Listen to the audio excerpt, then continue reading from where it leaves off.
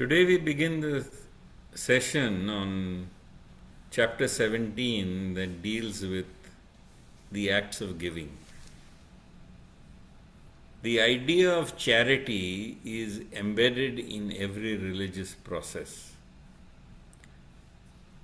The Judaic faith has it, Islam has it, Christianity has it, Buddhism has it, and of course every other religion has it. And the importance of giving has a very important metaphysical purpose. The metaphysical purpose of giving in charity is to give up the idea that we actually own what we have. The metaphysical concept is that whatever we have belongs not to us, but that it belongs to God. We are only the stewards. We are not the owners, we are the stewards. God is the bank, we are the cashiers. And hence that whatever we possess doesn't really belong to us. And despite that, there is this very human characteristic of hoarding and grasping. When the baby is born, one of the first reflexes that the child has when it is born, the infant, is called the grasp reflex. You put your finger in the child's palm and the child will the infant, baby infant will close its fingers around that finger. It will close its palm around that finger. So to grasp, to hold on to, is a very natural human trait. Similarly, the metaphysical concept is illustrated in both Buddhism as well as in Hindu philosophy, with the idea that if we do not rid ourselves of the concept that we own everything and we do not give in charity, it increases greed or lobha. And of course that starts with moha, the belief that everything belongs to you. There is also, besides the metaphysical aspect, a very important psychological aspect. And that psychological aspect of giving or charity is that it disrupts physically the idea of scarcity. We may have been created in scarce times, that's why we were given the grasp reflex. But in fact, today we don't live in scarcity. We live in a time of abundance. And indeed, whether you live in scarcity or in abundance, apparent scarcity or in real abundance, you need to move from a scarcity mindset to an abundance mindset. So psychologically, you have to move from a scarcity mindset to an abundance mindset. Because when you have an abundance mindset, not only are you a more effective member of society, but you, because of your abundance mindset, have the capacity to take risk. And what do you mean by the ability to take risk? A CEO of Citibank once said that rent comes from your property, dividends come from your shares, interest comes from your deposits, bank deposits. But real wealth comes from taking risk. So wealthy people understand the meaning of risk, and they understand the importance of taking risk. And it's unique that these acts of giving, what they do is they change your mindset from a scarcity mindset to an abundance mindset. And when you change your mind to an abundance mindset, you have the confidence and you have the courage to take risk, and that risk is that which creates your wealth.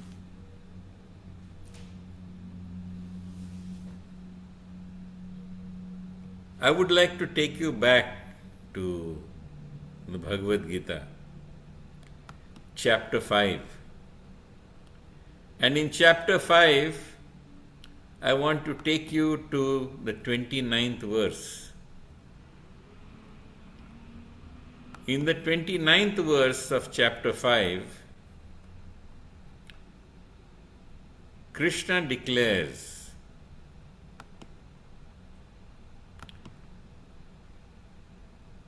what does he declare?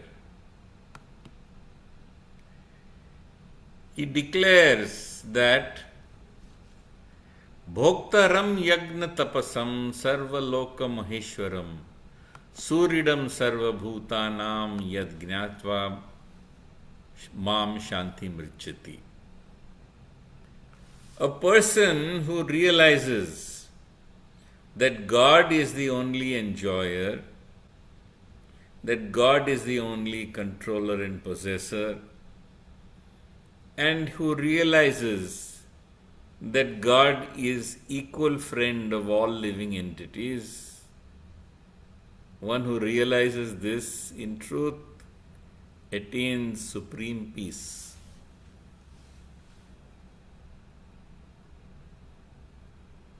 This also illustrates the three diseases of the mind. What are the three diseases of the mind? The three diseases of the mind are: 1, the desire to enjoy, the desire to control and possess, and the third is the desire to show oneself as being better than other individuals. So understand these diseases, because all of us have these three diseases. We want to enjoy, and indeed, last time I covered that the importance of tapasya or austerity is restricting the desire to enjoy. That is why we find that tapasya has an important place. Similarly, the mind has a desire to control and to possess. And in trying to control and possess, we think we are the possessor and the controller. But when we give in charity, the act of giving disrupts the concept of hoarding and ownership. And by physically disrupting this idea of hoarding and ownership, we free ourselves from the illusion that we are the owners. And lastly, we think that we are better than other people. But indeed, Krishna teaches us through yajna to remember God and forget the ego self. And it is by forgetting the ego self that we give up this idea that we are special. Therefore, Krishna declares later in the Bhagavad-Geeta, Yajna dāna tapaha karma na karyam tyajam eva tat. Yajna dāna tapaha karma pavanani manishinam. 3 activities must never be given up: acts of yajna, acts of tapasya, and acts of dāna.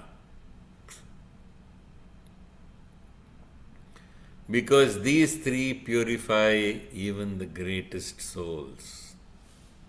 Pavanani Manishinam. So therefore, we must be very clear in our minds that charity is an act of giving up the sense of ownership. It is the act of giving up the idea of controlling. And therefore, in the 17th chapter here of the Bhagawad-Geeta, Krishna is explaining how one should give without aggrandizing the ego self.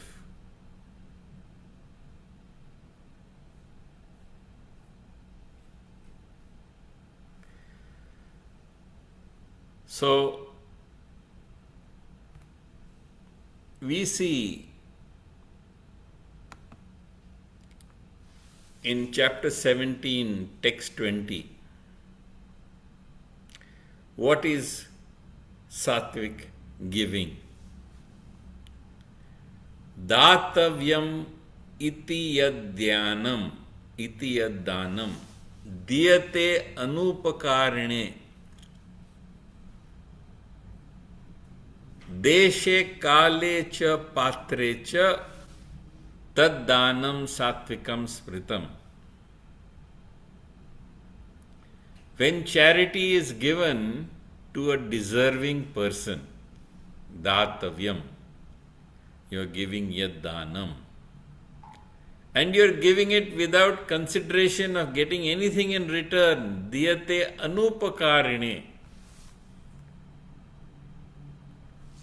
You are giving it at the right time, at the right place. This act of giving, this act of charity is said to be in Sattva Gun. Please note here that it does not say that you have to give to the priest. It does not say you have to give to this one or to that one. It simply says to one who is deserving of that charity. You have the right to give without expecting anything in return. You are giving it at the proper time and you are giving it in the proper place. Such charity is said to be in Sattva Gun.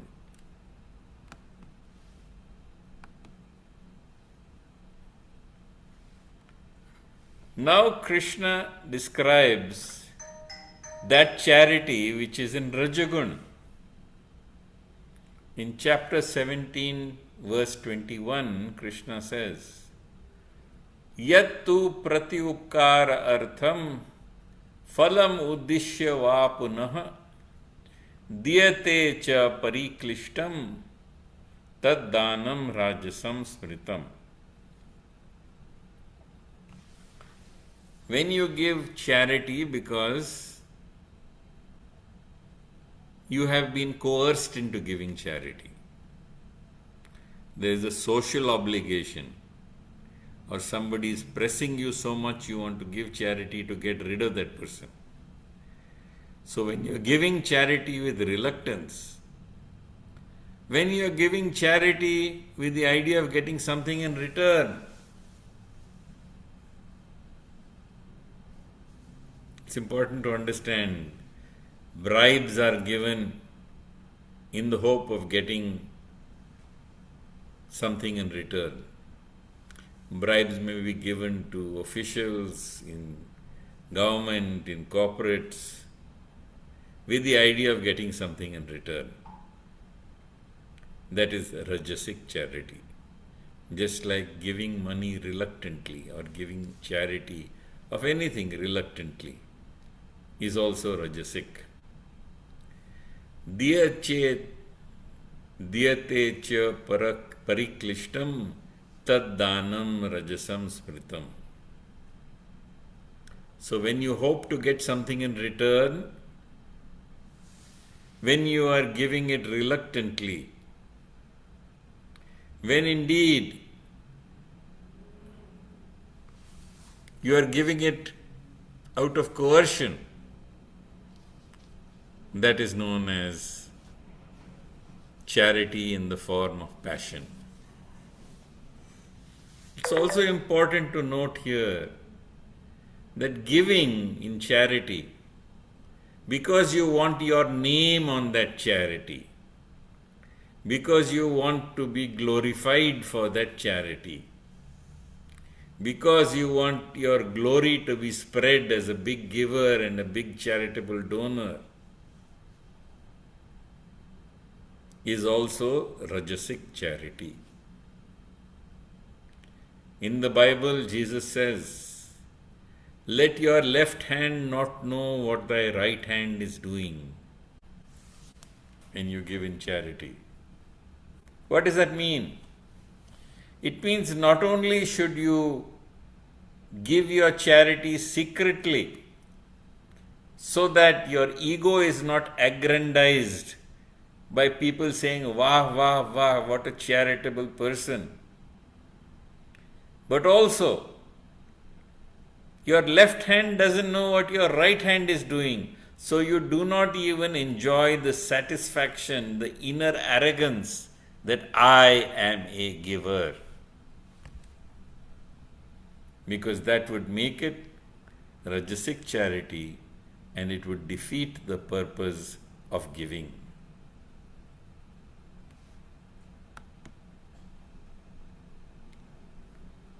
Adeshakale yaddanam apatrebhyascha diyate asatkritam avagnatam tat tamasam udaritam.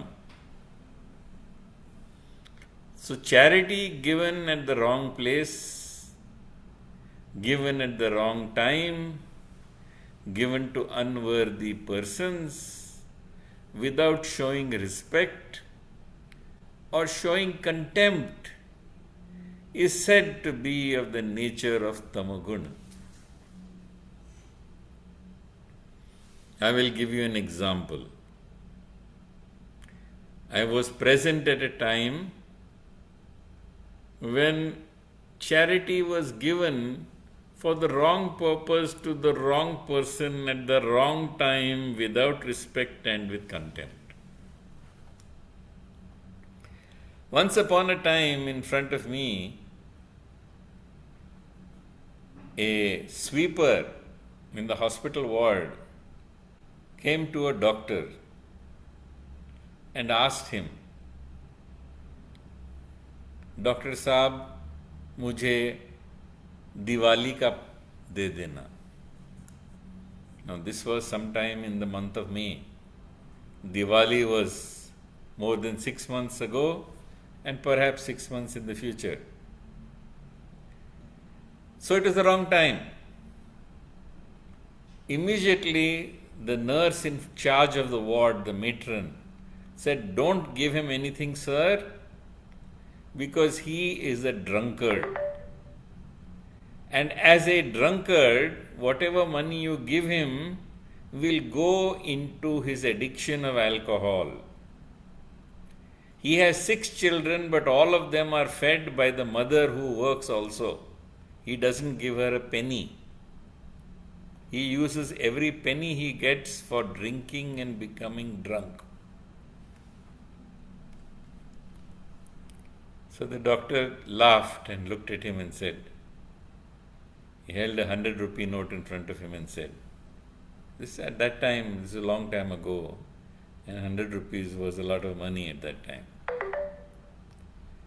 And giving him that 100 rupee note, he said, "If I give you this 100 rupees, will you use it to drink?" So the sweeper said, No, I'll not use it to drink." So the doctor took the 100 rupee note and put it back in his pocket. "If you won't use it to drink, I will not give you the 100 rupee note." The sweeper was confused and he was bewildered. Then finally, after 2-3 iterations of this, he realized that somebody was actually giving him 100 rupees to drink. So he said, "Ha ha, I will drink. You give me that 100 rupees. So he gave that 100 rupees to him, and everyone had a good laugh that at last somebody gave him money to drink. So this is an example of charity given at the wrong place to the wrong person, without showing respect, with contempt, making fun of him. This is known as tamasic charity. Now, there is charity which goes beyond tamagun, beyond rajagun, and beyond sattvagun. It is when you do sattvaguni charity, and you do this sattvaguni charity, offering it with intent, not just for the person you are handing it over to, but you are handing it to that person with the intent that you are offering it to God with love and devotion. So it is sattvic charity because you are giving it to a deserving person, because it is right to give without getting anything in return, at the proper time, in the proper place, and yet you are offering it to God. You are offering it to God in a spirit of devotion and in a spirit of renunciation. You are doing it, as we will see in the verses that follow, with the idea Om Tat Sat. That all, O Lord, this person is your representative and I am giving it to him because truly out of love and devotion I am giving it to you. He is an instrument who is accepting it, but my intent is to give it to you, O Lord. This is converting sattvic dana to bhakti. And this is the intent and this is the purpose of all charity. To remember God and to forget ourselves. This yajna, dana and tapaha are all means, a spiritual technology for dismantling the ego self. As I said, tapaha is the technology for curing the disease of the mind, which is to enjoy. Yajna is the technology for transcending the ego self, which considers that it is better than everybody else because we remember God and forget the self. And dana is the technology which helps you to transcend the idea that I am the owner and I am the giver.